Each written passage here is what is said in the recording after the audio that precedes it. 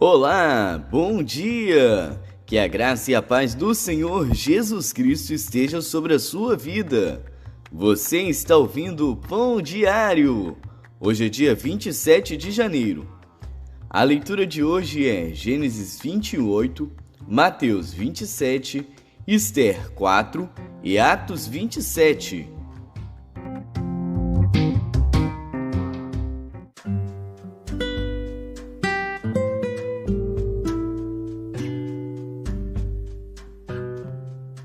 Gênesis.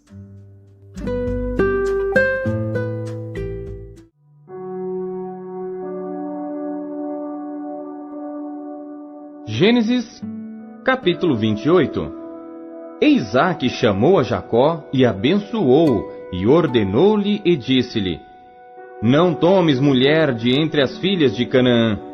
Levanta-te, vai a Padã-Arã, à casa de Betuel, pai de tua mãe, e toma de lá uma mulher das filhas de Labão, irmão de tua mãe. E Deus Todo-Poderoso te abençoe, e te faça frutificar, e te multiplique, para que sejas uma multidão de povos.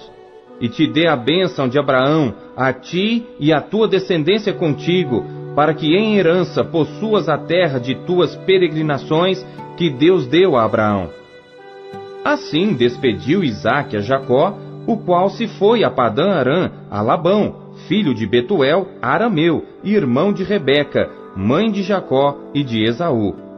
Vendo, pois, Esaú que Isaque abençoara Jacó e o enviara a Padã-Arã para tomar mulher dali para si, e que abençoando-o lhe ordenara, dizendo: Não tomes mulher das filhas de Canaã, e que Jacó obedecera a seu pai e a sua mãe, e se for a Padã-Arã, vendo também Esaú que as filhas de Canaã eram más aos olhos de Isaque seu pai, foi Esaú a Ismael e tomou para si por mulher, além das suas mulheres, a Maalate, filha de Ismael, filho de Abraão e irmã de Nebaiote. Partiu, pois, Jacó de Berseba e foi a Harã, e chegou a um lugar onde passou a noite, porque já o sol era posto, e tomou uma das pedras daquele lugar e a pôs por seu travesseiro, e deitou-se naquele lugar. E sonhou, e eis uma escada posta na terra, cujo topo tocava nos céus, e eis que os anjos de Deus subiam e desciam por ela. E eis que o Senhor estava em cima dela, e disse: Eu sou o Senhor Deus de Abraão teu pai, e o Deus de Isaque.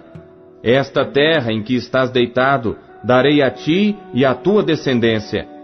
E a tua descendência será como o pó da terra, e estender-se-á ao ocidente, e ao oriente, e ao norte, e ao sul, e em ti e na tua descendência serão benditas todas as famílias da terra. E eis que estou contigo, e te guardarei por onde quer que fores, e te farei tornar a esta terra, porque não te deixarei, até que haja cumprido o que te tenho falado. Acordando, pois, Jacó do seu sono, disse: Na verdade, o Senhor está neste lugar, e eu não o sabia. E temeu, e disse: Quão terrível é este lugar! Este não é outro lugar, senão a casa de Deus, e esta é a porta dos céus. Então levantou-se Jacó pela manhã de madrugada, e tomou a pedra que tinha posto por seu travesseiro, e a pôs por coluna, e derramou azeite em cima dela. E chamou o nome daquele lugar Betel. O nome, porém, daquela cidade antes era Luz. E Jacó fez um voto, dizendo: Se Deus for comigo, e me guardar nesta viagem que faço, e me der pão para comer, e vestes para vestir, e eu em paz tornar à casa de meu pai, o Senhor me será por Deus, e esta pedra que tenho posto por coluna será casa de Deus, e de tudo quanto me deres, certamente te darei o dízimo.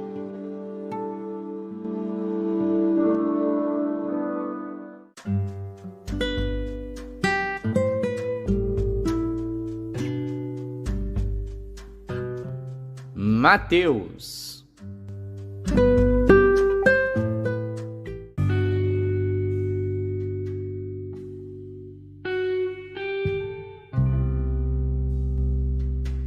Mateus, capítulo 27. E chegando a manhã, todos os príncipes dos sacerdotes e os anciãos do povo formavam juntamente conselho contra Jesus para o matarem.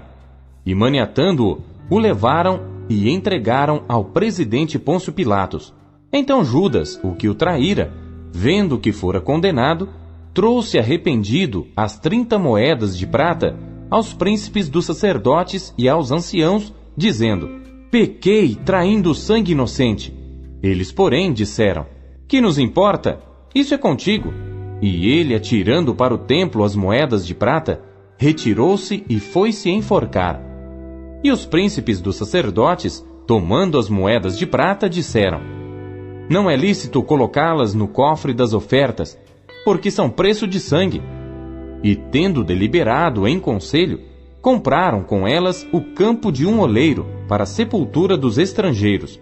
Por isso foi chamado aquele campo, até ao dia de hoje, Campo de Sangue. Então se realizou o que vaticinara o profeta Jeremias. Tomaram as 30 moedas de prata, preço do que foi avaliado, que certos filhos de Israel avaliaram, e deram-nas pelo campo do oleiro, segundo o que o Senhor determinou. E foi Jesus apresentado ao presidente, e o presidente o interrogou, dizendo: és tu o rei dos judeus? E disse-lhes Jesus: tu o dizes. E sendo acusado pelos príncipes dos sacerdotes e pelos anciãos, nada respondeu. Disse-lhe então Pilatos: não ouves quanto testificam contra ti? E nenhuma palavra lhe respondeu, de sorte que o presidente estava muito maravilhado. Ora, por ocasião da festa, costumava o presidente soltar um preso, escolhendo o povo aquele que quisesse. E tinham então um preso bem conhecido chamado Barrabás. Portanto, estando eles reunidos, disse-lhes Pilatos: qual quereis que vos solte, Barrabás ou Jesus chamado Cristo? Porque sabia que por inveja o haviam entregado. E estando ele assentado no tribunal, sua mulher mandou-lhe dizer: não entres na questão desse justo, porque num sonho muito sofri por causa dele. Mas os príncipes dos sacerdotes e os anciãos persuadiram a multidão que pedisse Barrabás e matasse Jesus. E respondendo o presidente, disse-lhes: qual desses dois quereis vós que eu solte? E eles disseram: Barrabás. Disse-lhes Pilatos: que farei então de Jesus chamado Cristo? Disseram-lhe todos: seja crucificado. O presidente, porém, disse: mas que mal fez ele? E eles mais clamavam, dizendo: seja crucificado. Então Pilatos, vendo que nada aproveitava, antes o tumulto crescia, tomando água, lavou as mãos diante da multidão, dizendo: estou inocente do sangue deste justo. Considerai isso. E respondendo todo o povo disse: o seu sangue caia sobre nós e sobre nossos filhos. Então soltou-lhes Barrabás, e tendo mandado açoitar a Jesus, entregou-o para ser crucificado. E logo os soldados do presidente, conduzindo Jesus à audiência, reuniram junto dele toda a corte, e despindo-o, o cobriram com uma capa de escarlate, e tecendo uma coroa de espinhos, puseram-lhe na cabeça, e em sua mão direita uma cana, e ajoelhando diante dele, o escarneciam, dizendo: salve, rei dos judeus! E cuspindo nele, tiraram-lhe a cana, e batiam-lhe com ela na cabeça. E depois de o haverem escarnecido, tiraram-lhe a capa, vestiram-lhe as suas vestes, e o levaram para ser crucificado. E quando saíam, encontraram um homem sirineu chamado Simão, a quem constrangeram a levar a sua cruz. E chegando ao lugar chamado Gólgota, que se diz lugar da caveira, deram-lhe a beber vinagre misturado com fel. Mas ele, provando-o, não quis beber. E havendo-o crucificado, repartiram as suas vestes, lançando sortes, para que se cumprisse o que foi dito pelo profeta: repartiram entre si as minhas vestes, e sobre a minha túnica lançaram sortes. E assentados, o guardavam ali. E por cima da sua cabeça puseram escrita a sua acusação: este é Jesus, o rei dos judeus. E foram crucificados com ele 2 salteadores, um à direita e outro à esquerda. E os que passavam blasfemavam dele, meneando as cabeças e dizendo: Tu que destróis o templo e em 3 dias o reedificas, salva-te a ti mesmo. Se és filho de Deus, desce da cruz. E da mesma maneira também os príncipes dos sacerdotes, com os escribas e anciãos e fariseus, escarnecendo, diziam: Salvou os outros, e a si mesmo não pode salvar-se. Se é o rei de Israel, desça agora da cruz e crê-lo-emos. Confiou em Deus. Livre-o agora, se o ama, porque disse: Sou filho de Deus. E o mesmo lhe lançaram também em rosto os salteadores que com ele estavam crucificados. E desde a hora 6ª houve trevas sobre toda a terra até a hora 9ª. E perto da hora 9ª, exclamou Jesus em alta voz, dizendo: Eli, Eli, lama sabactani. Isto é: Deus meu, por que me desamparaste? E alguns dos que ali estavam, ouvindo isto, diziam: Este chama por Elias. E logo um deles, correndo, tomou uma esponja e embebeu-a em vinagre, e pondo-a numa cana, dava-lhe de beber. Os outros, porém, diziam: Deixa, vejamos se Elias vem livrá-lo. E Jesus, clamando outra vez com grande voz, rendeu o espírito. E eis que o véu do templo se rasgou em 2 de alto a baixo, e tremeu a terra, e fenderam-se as pedras, e abriram-se os sepulcros, e muitos corpos de santos que dormiam foram ressuscitados. E saindo dos sepulcros, depois da ressurreição dele, entraram na cidade santa, e apareceram a muitos. E o centurião e os que com ele guardavam a Jesus, vendo o terremoto e as coisas que haviam sucedido, tiveram grande temor e disseram: Verdadeiramente, este era filho de Deus. E estavam ali, olhando de longe, muitas mulheres que tinham seguido Jesus desde a Galiléia para o servir, entre as quais estavam Maria Madalena e Maria, mãe de Tiago e de José, e a mãe dos filhos de Zebedeu. E vinda já a tarde, chegou um homem rico de Arimateia, por nome José, que também era discípulo de Jesus. Este foi ter com Pilatos e pediu-lhe o corpo de Jesus. Então Pilatos mandou que o corpo lhe fosse dado. E José, tomando o corpo, envolveu-o num fino e limpo lençol, e o pôs no seu sepulcro novo, que havia aberto em rocha, e rodando uma grande pedra para a porta do sepulcro, retirou-se. E estavam ali Maria Madalena e a outra Maria, assentadas defronte do sepulcro.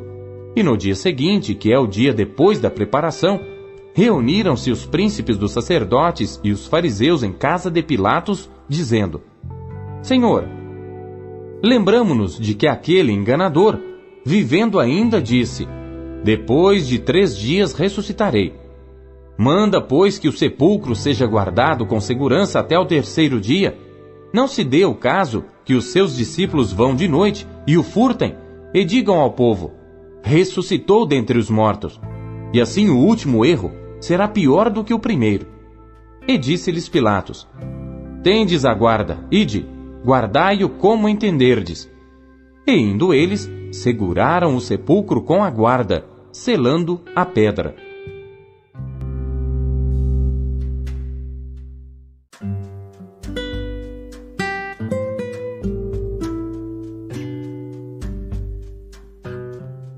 Esther.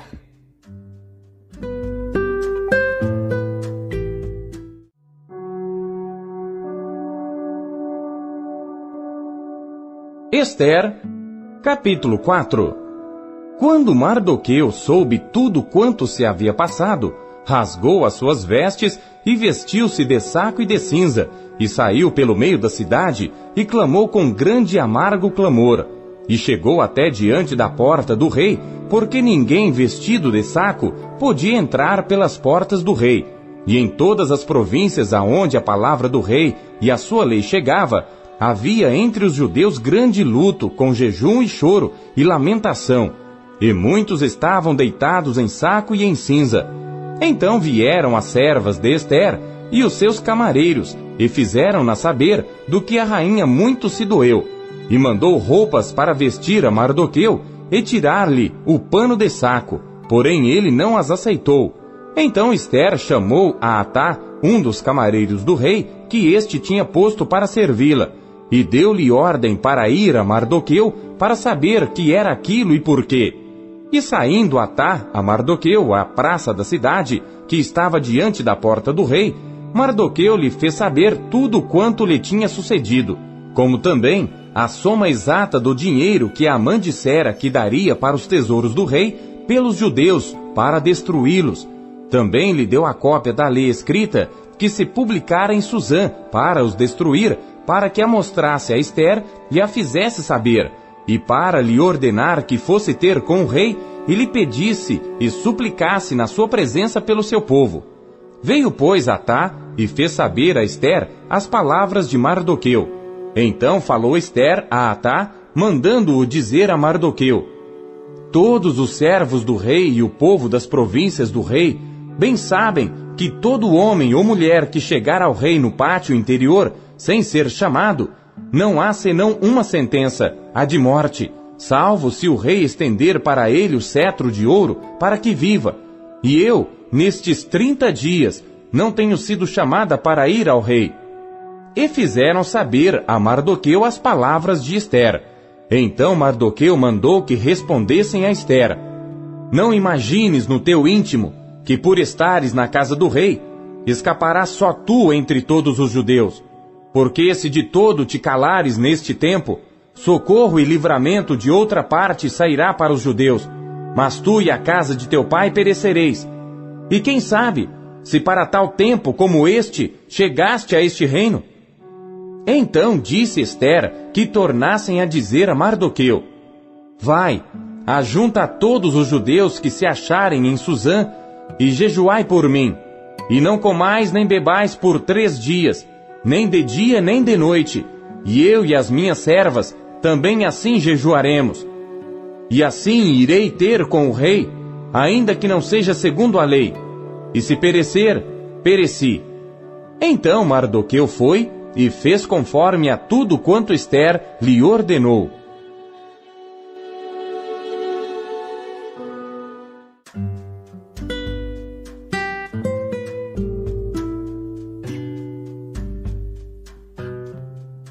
Atos.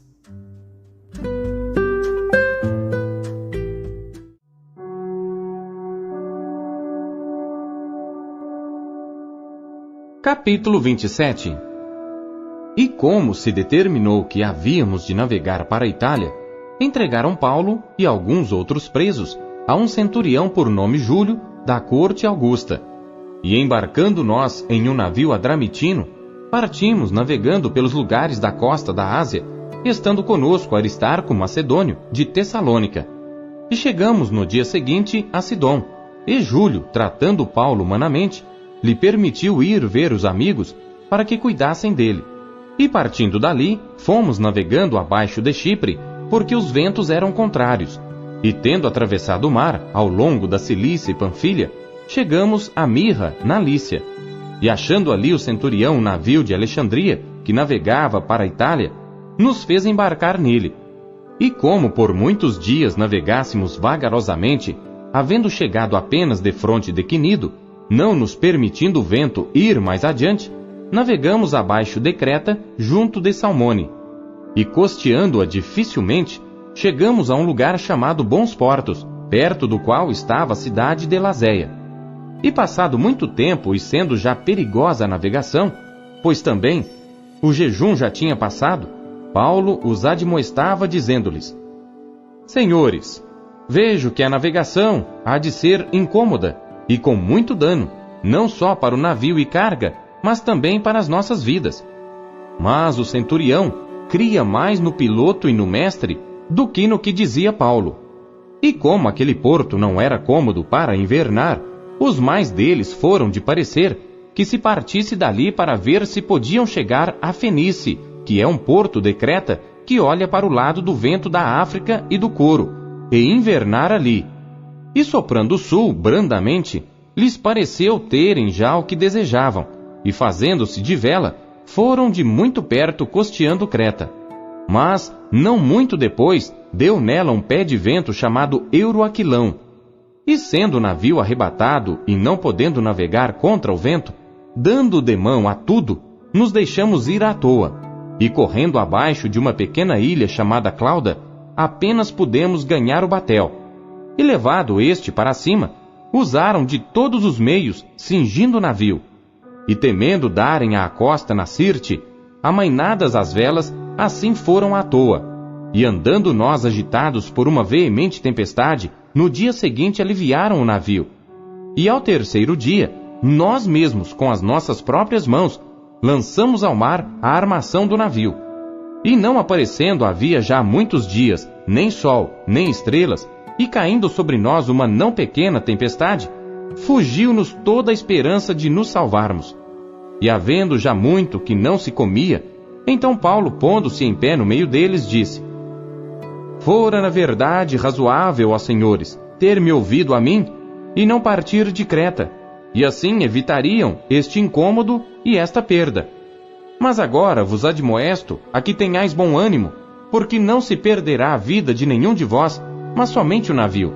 Porque esta mesma noite, o anjo de Deus, de quem eu sou e a quem sirvo, esteve comigo, dizendo: Paulo, não temas, importa que sejas apresentado a César, e eis que Deus te deu todos quantos navegam contigo. Portanto, ó senhores, tende bom ânimo, porque creio em Deus que há de acontecer assim como a mim me foi dito. É contudo necessário irmos dar numa ilha. E quando chegou a 14ª noite, sendo impelidos de um e outro lado no mar Adriático, lá pela meia-noite, suspeitaram os marinheiros que estavam próximos de alguma terra. E lançando o prumo, acharam 20 braças. E passando um pouco mais adiante, tornando a lançar o prumo, acharam 15 braças. E temendo ir dar em alguns rochedos, lançaram da popa 4 âncoras, desejando que viesse o dia. Procurando, porém, os marinheiros fugir do navio, e tendo já deitado o batel ao mar, como que querendo lançar as âncoras pela proa, disse Paulo ao centurião e aos soldados: Se estes não ficarem no navio, não poderei salvar-vos. Então os soldados cortaram os cabos do batel e o deixaram cair. E entretanto que o dia vinha, Paulo exortava a todos a que comessem alguma coisa, dizendo: É já hoje o 14º dia que esperais, e permaneceis sem comer, não havendo provado nada. Portanto, exorto-vos a que comais alguma coisa, pois é para a vossa saúde, porque nenhum cabelo cairá da cabeça de qualquer de vós. E havendo dito isto, tomando o pão, deu graças a Deus na presença de todos, e partindo-o, começou a comer. E tendo já todos bom ânimo, puseram-se também a comer. E éramos ao todo no navio 276 almas. E refeitos com a comida, aliviaram o navio lançando trigo ao mar. E sendo já dia, não conheceram a terra. Enxergaram, porém, uma enseada que tinha praia, e consultaram-se sobre se deveriam encalhar nela o navio. E levantando as âncoras, deixaram-no ir ao mar, largando também as amarras do leme, e, alçando a vela maior ao vento, dirigiram-se para a praia. Dando, porém, num lugar de 2 mares, encalharam ali o navio, e fixa a proa, ficou imóvel, mas a popa abria-se com a força das ondas. Então a ideia dos soldados foi que matassem os presos para que nenhum fugisse escapando a nado. Mas o centurião, querendo salvar a Paulo, lhes estorvou este intento, e mandou que os que pudessem nadar se lançassem primeiro ao mar e se salvassem em terra, e os demais, uns em tábuas e outros em coisas do navio. E assim aconteceu que todos chegaram à terra a salvo.